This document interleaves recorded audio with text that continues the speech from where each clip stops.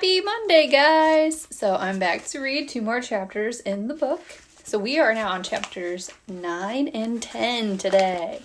Again, this is I Survived the Eruption of Mount St. Helens, 1980. Chapter 9, Jess couldn't sleep. Every time she closed her eyes, she imagined St. Helens exploding and then a flaming wind sweeping down the mountain. Finally, she took her quilt and went into Mom's room. Mom was awake too, and Jess moved over in bed to make space for Jess. Don't be worried, Mom said. You heard what Dr. Morales said. We're safe here in Cedar. I know, but I just can't stop thinking about it.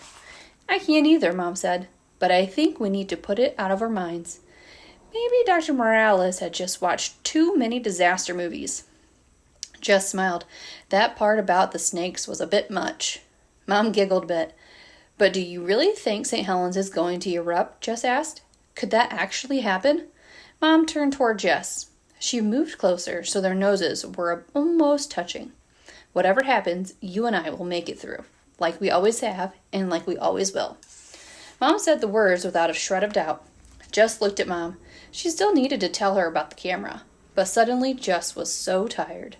She closed her eyes, and with Mom's calming words whispering through her mind, Jess fell asleep. The next morning, Jess and Mom had barely finished breakfast when the twins came barging through the door.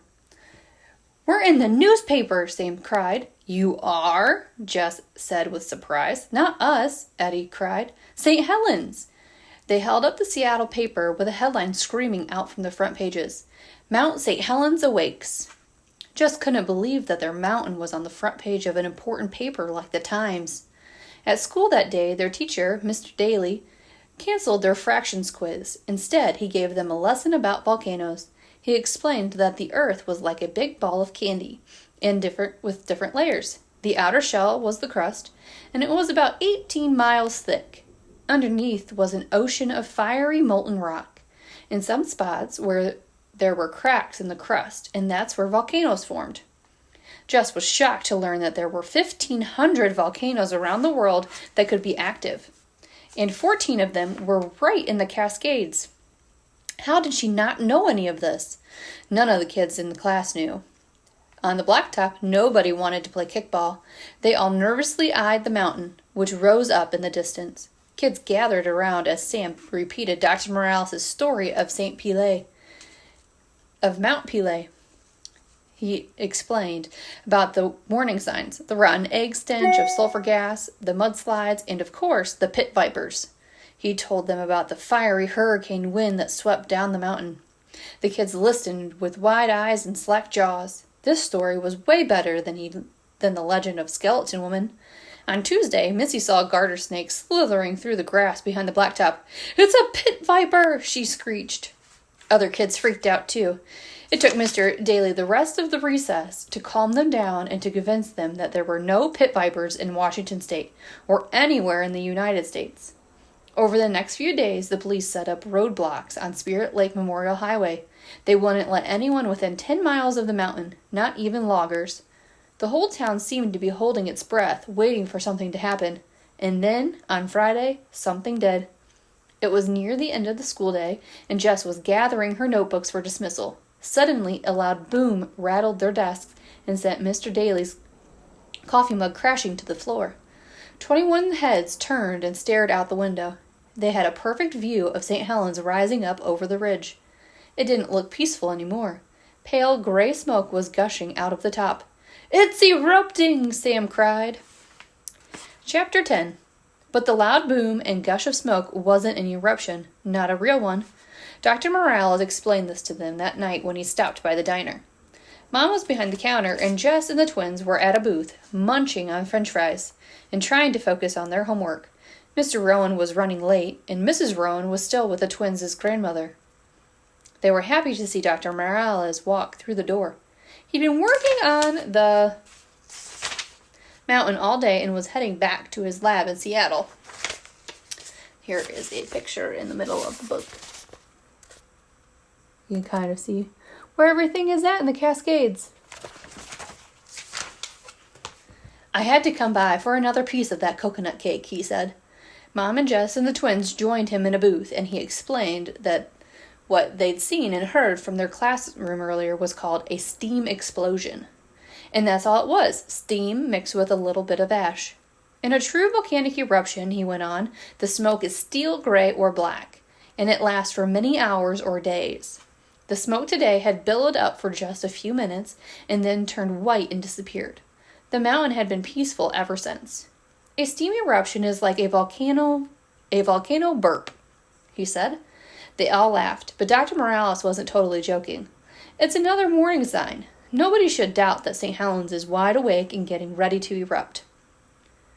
There were more steam explosions as the weeks passed. Some lasted for hours. St. Helens was front-page news every day. Some nights, Dr. Morales was actually on the TV news, giving updates along with other scientists who were closely studying the mountain. The twins went bonkers every time Dr. Morales' familiar face popped onto the screen. "There he is! There he is!" they'd shout. But for Jess, it was better to see Dr. Morales in person, and her heart always leaped a little when he appeared at Clive's. He came in once or twice a week, on his way to or from the mountain. Mom would pile a plate high with his favorite fried chicken or homemade noodles, and between bites of food and sips of coffee, he'd tell them about his work on the mountain. To Jess and the boys, his stories were like scenes out of a thrilling action movie. A helicopter pilot would fly him up to the top of the volcano, the summit. Those steam explosions had blasted through hundreds of feet of rock and ice.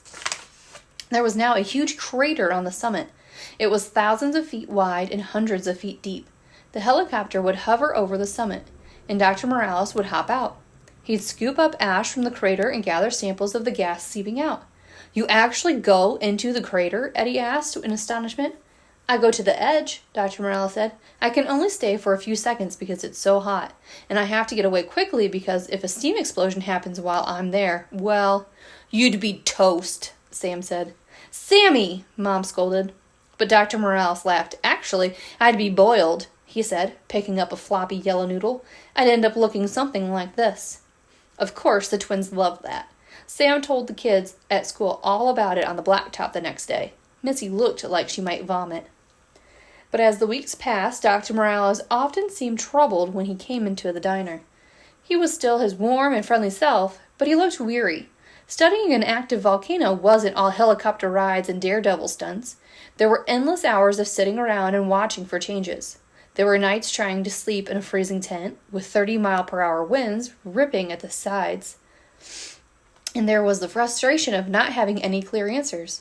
Dr. Morales and the other scientists knew that something was happening inside the volcano.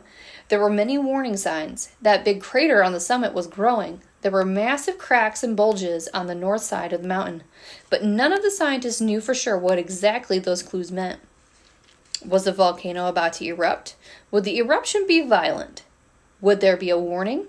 "We just don't know for sure," Dr. Morales said.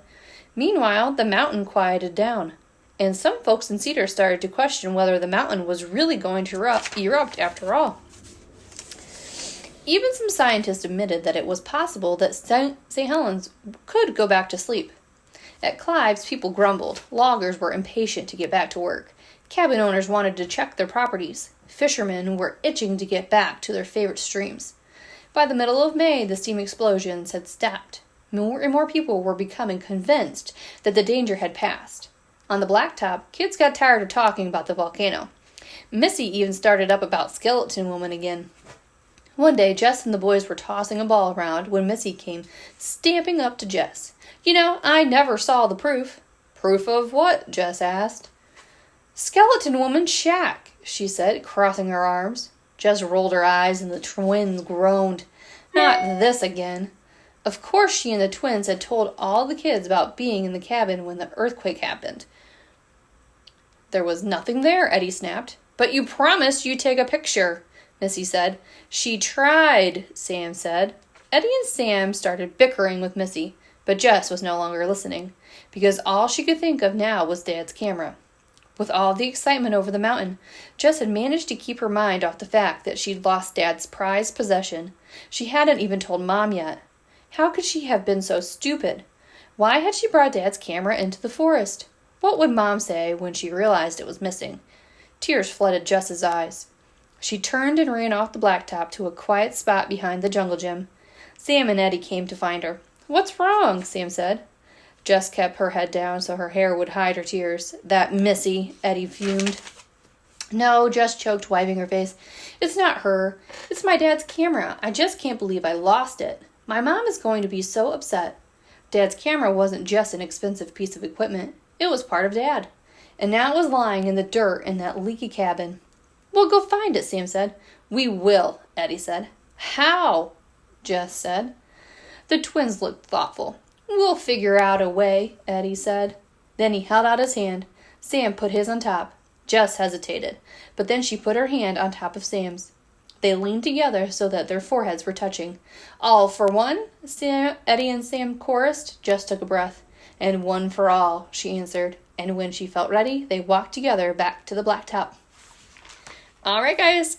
Thanks!